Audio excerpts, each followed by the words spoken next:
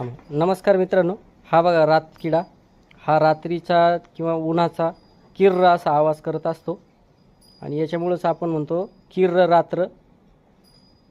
हा रातकिडा गोशाळेमध्ये आलेला. ही इकडं आपली कपिला गाय.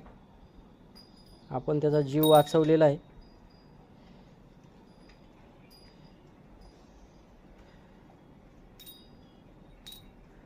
एकत्र करून